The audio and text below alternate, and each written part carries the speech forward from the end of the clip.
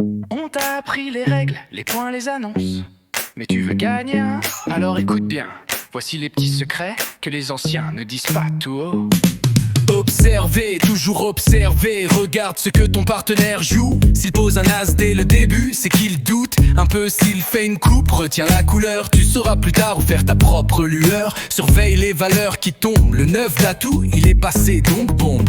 L'as de cœur a sauté dès le pli 2. Garde ton 10, il va valoir plus que prévu. Faire couper son partenaire et pas soi. T'as pas d'atout, mais tu sens que ton pote en a. Joue une couleur où il coupe, tu verras. Il ramasse des plis sans forcer, pendant que toi tu gardes tes gros points pour plus tard discret. Et surtout ne coupe pas ses plis. Si c'est lui qui domine, fais profil bas, c'est un ami. Sinon tu vas faire une auto-chute en beauté et tu l'entendras râler à la fin du café.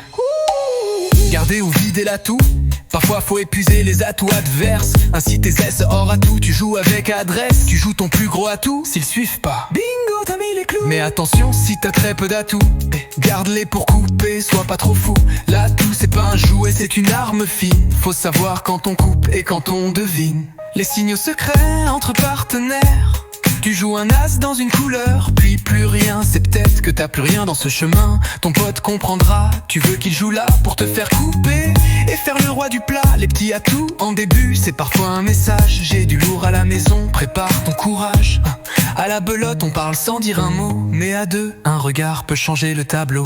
Le résumé du stratège, observe, retiens, fais pas le héros.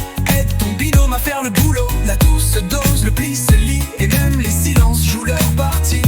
Tu veux gagner, alors écoute plus que tu parles et garde une carte surprise pour le final. Tactique numéro 1, jamais dire que tu connais la tactique. Tactique numéro 2, fais croire que tu fais n'importe quoi.